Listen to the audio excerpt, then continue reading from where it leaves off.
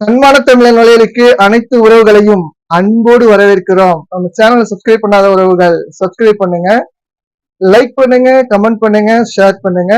காணொலியை ஸ்கிப் பண்ணாம முழுமையா பாருங்க. இன்றைக்கு விக்கிரவாண்டி இடைத்தேர்தல் களம் குறித்துதான் இந்த காணொலியில நம்ம பேச இருக்கோம். விக்கிரவாண்டி இடைத்தேர்தல் களம் அதிருது. காரணம் பாத்தீங்க அப்படின்னா, நம்முடைய அண்ணன் செந்தமிழன் சீமான் அவர்கள் அங்கு பரப்புரைக்கு சென்று விட்டார்கள். சென்றது மட்டுமல்லாமல் மிகப்பெரிய சம்பவத்தை ஒண்ணு பண்ணி விட்டாங்க. அதுதான் இப்போ நம்ம திராவிட திருவாளர்கள் மத்தியில மிக பெரும் கலக்கத்தை ஏற்படுத்தி இருக்கு. அது என்னன்னு உங்களுக்கு நல்லாவே தெரியும். நாம் தமிழர் கட்சி நடைபெறக்கூடிய விக்கிரவாண்டி இடைத்தேர்தல்ல அதிமுக மற்றும் தேமுதிகவினரிடம் ஆதரவு கேட்டிருக்காங்க. அதுல இருக்கக்கூடிய தொண்டர்களும் தலைவர்களும் ஆதரவு தெரிவிக்க வேண்டும் என்று செந்தமிழன் சீமான் அவர்கள் தன்னுடைய பிரச்சாரத்துல இந்த மேடையில ஆதரவு கேட்டிருக்காங்க.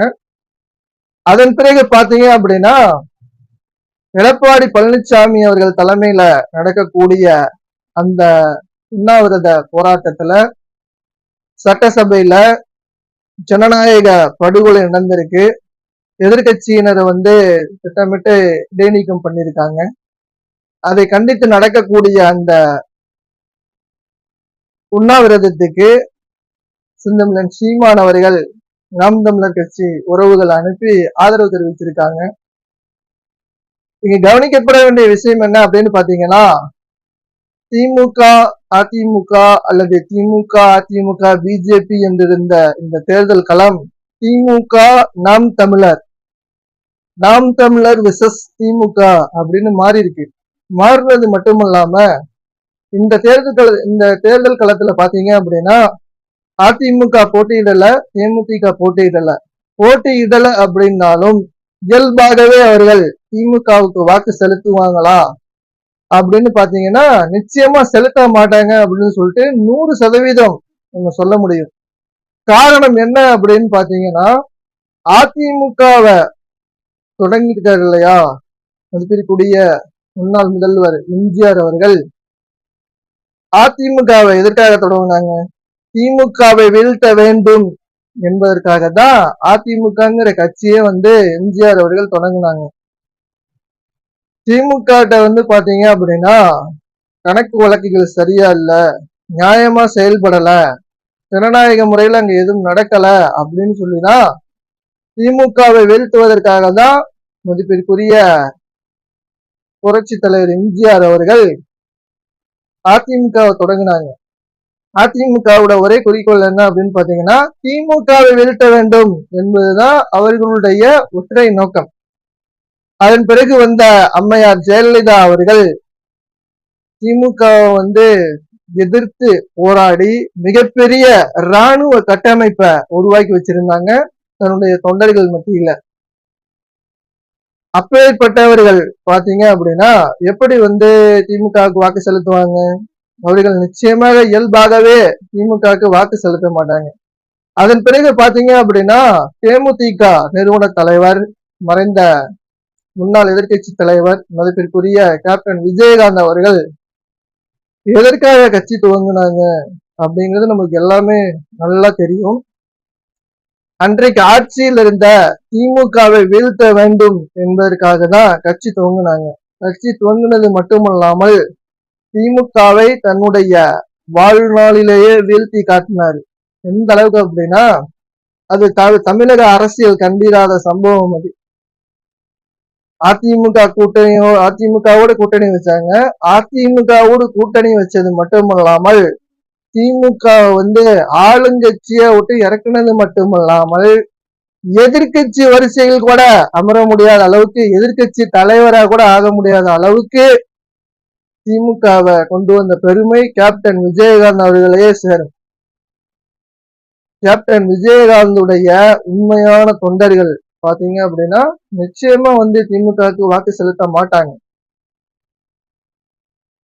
இன்னும் சொல்வதாக இருந்தால், மறைந்த முன்னாள் முதல்வர் அம்மையார் ஜெயலலிதா அவர்கள் குறித்து கருணாநிதிக்கு ஒரு பேட்டி கேட்கிறாங்க. அவர்கள்ட்ட உங்களுக்கு பிடித்தது எது, ஜெயலலிதா அம்மையார் அவர்கள்ட்ட உங்களுக்கு பிடித்தது எது அப்படின்னு கேட்கும் பொழுது கலைஞர் நகைப்போட ஒரு பதில சொல்றாரு, நடனம் அப்படின்னு சொல்லிட்டு. அவர்கள் சினிமாவில் இருந்த போது அவர்கள் நடனம் பிடித்திருக்கலாம். ஆனால் அரசியலுக்கு வந்ததுக்கு பிறகு ஜெயலலிதா அம்மையார் அவர்கள்ட்ட அநேகர்களுக்கு பிடித்தது என்ன அப்படின்னா ஆளுமை திறன், போர்க்குணம், துணிச்சல், இப்படி சொல்லிக்கிட்டே போலாம். என்னதான் ஜெயலலிதா அம்மையார் இருந்தாலும் நம்மளுக்கு மாற்று கருத்து இருந்தாலும் இதெல்லாம் புறந்தள்ளவே முடியாது. தமிழக அரசியல்ல பாத்தீங்க அப்படின்னா ஒரு பெண்ணாக இருந்து இந்த அளவுக்கு துணிச்சலா களம் காண்றது சாதாரண விஷயம் கிடையாது. அது இப்ப அரசியல்ல இருக்கிற பெண்மணிகளுக்கு எல்லாம் நல்லாவே தெரிஞ்சிருக்கும். அந்த துணிச்சல் எப்பேற்பட்ட துணிச்சல் அப்படின்னு பாத்தீங்க அப்படின்னா தப்புன்னா தப்புதான். அது கருணாநிதியா இருந்தாலும் சரி, சங்கராச்சாரியாரா இருந்தாலும் சரி, துணிந்து கைது செய்யற அளவுக்கு அப்பேற்பட்ட துணிச்சலுக்கு சொந்தக்காரர் ஜெயலலிதா அம்மையார் அவர்கள். அவர்களுடைய உண்மையான தொண்டர்கள். ஜெயலலிதா அம்மையாரை பாத்தீங்க அப்படின்னா இதய தெய்வமாக நினைக்கக்கூடியவர்கள். எப்படி திமுகவுக்கு ஓட்டு போடுவாங்க. மாறா பாத்தீங்க அப்படின்னா அம்மையார் ஜெயலலிதா அவர்கள் உயிரோடு இருக்கும் பொழுது அவர்களுடைய வெற்றிக்காக உழைத்தவர் அண்ணன் செந்தமிழன் சீமான். 2011 சட்டமன்ற தேர்தல்ல உழைத்தாரு. அது மட்டுமல்லாமல் தேமுதிக நிறுவன தலைவர் மறைந்த விஜயகாந்த் அவர்கள் திமுகவினரால் பலவித இன்னல்களுக்கு ஆளாகப்பட்டார்கள். அது அந்த அவர்களுடைய கட்சிக்காரங்களுக்கே தெரியும்.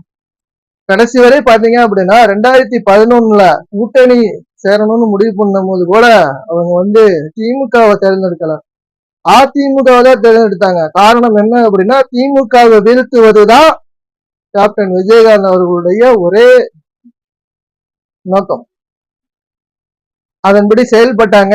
சட்டமன்றத்துல எதிர்கட்சி தலைவராக கூட அமர முடியல கருணாநிதி அவர்களுக்கு. திமுக எதிர்கட்சி வரிசையில கூட வர முடியல. எதிர்கட்சி தலைவரா 2011 கேப்டன் விஜயகாந்த் அவர்கள் வந்தாங்க. 2016 பாத்தீங்க அப்படின்னா பழம் நழுவி பாலில் விழும் அப்படின்னு சொல்லிட்டு விஜயகாந்த் காந்தி கருணாநிதி ஏங்கி காத்து இருந்தார்.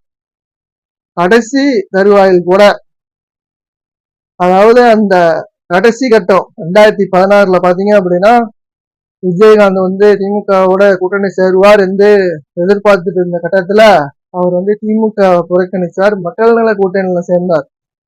ஆக விஜயகாந்த் அவர்களுடைய கொள்கையும் திமுகவை வீழ்த்துவதுதான்.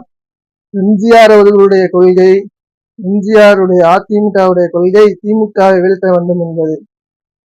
விஜயகாந்த் அவர்களுடைய தேமுதிக கட்சியினுடைய கொள்கை திமுகவை வீழ்த்தணும் அப்படிங்கிறதுக்காக தான் அவங்க வேலை செஞ்சாங்க. அப்படிப்பட்டவர்கள் உண்மையிலேயே இதய தெய்வம் புரட்சி தலைவி அம்மா அவர்களுடைய விசுவாசிகள், அவர்களுடைய தொண்டர்கள், மறைந்த கேப்டன் விஜயகாந்த் அவர்களுடைய உண்மையான தொண்டர்கள், விஜயகாந்த் நேசிக்கக்கூடியவர்கள் நிச்சயமா திமுகவுக்கு வாக்கு செலுத்த மாட்டாங்க.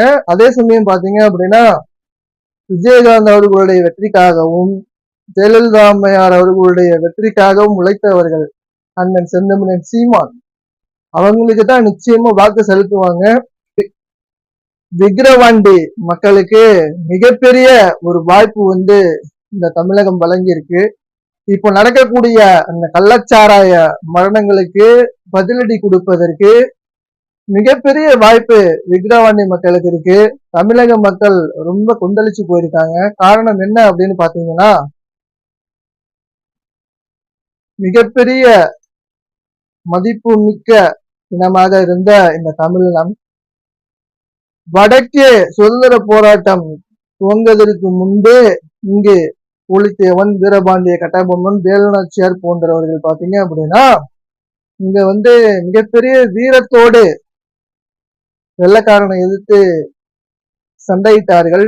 போர்க்குணம் மிக்க தமிழ் சமூகம், எத்தனையோ இப்படி பெருமைகளை கொண்ட தமிழ் சமூகத்தை, தமிழினத்தை அவமானப்படுத்துவது போல இப்பொழுது நடந்த அந்த பாராளுமன்ற தேர்தலில் வெற்றி பெற்ற இந்த திமுக சார்ந்த எம்பிக்கள் பாராளுமன்றத்துல இந்த தமிழகத்தையே அவமானப்படுத்துவது போல ஒரு அடிமை சாசனத்தை வாசிக்கிறது போல வாசிச்சாங்க. இதெல்லாம் கண்டு தமிழக மக்கள் மிகப்பெரிய கொந்தளிப்புல இருக்காங்க. இது அனைத்திற்கும் பதிலடி கொடுக்கறதுக்கு ஒட்டுமொத்த தமிழக மக்களின் குரலாக ஒலிப்பதற்கு விக்கிரவாண்டி மக்களுக்கு மிகப்பெரிய ஒரு வாய்ப்பு இருக்கு. உங்களுடைய வாக்குகளை சிந்தாமல் சிதறாமல் மைக்கு சின்னத்திற்கு வாக்கு அளித்து நாம் தமிழர் கட்சியினுடைய தலைமை ஒருங்கிணைப்பாளர் அண்ணன் செந்தமிழன் சீமான் அவர்களின் கரங்களை வலுப்படுத்தி இந்த கள்ளச்சாராயம் மரணத்திற்கு இன்று வரை மன்னிப்பு கேட்காத தமிழ்நாட்டுடைய பெருமைகளை தொடர்ந்து தாழ்த்தும் விதமாக செயல்படுகின்ற இந்த திராவிட திருவாளர்களுக்கு தக்க பாடத்தை புகட்டும் வகையில் நடைபெற இருக்கக்கூடிய விக்கிரவாண்டி இடைத்தேர்தலில் நாம் தமிழர் கட்சிக்கும் அதனுடைய வேட்பாளர் அன்பு சகோதரி அபிநயா பொன்னிவளவன் அவர்களுக்கு மைக்கு சின்னம் ஒளி வாங்கி சின்னத்திலே வாக்கு செலுத்தி பெருவாரியான வாக்கு வித்தியாசத்திலே வெற்றி பெற செய்ய வேண்டுமாய் உங்களை அன்போடு கேட்டுக்கொண்டு விடைபெறுகிறேன். மீண்டும் சந்திப்போம் உறவுகளை வேறொரு காணொலியில். அதுவரை உங்களிடமிருந்து விடைபெறுவது அபு.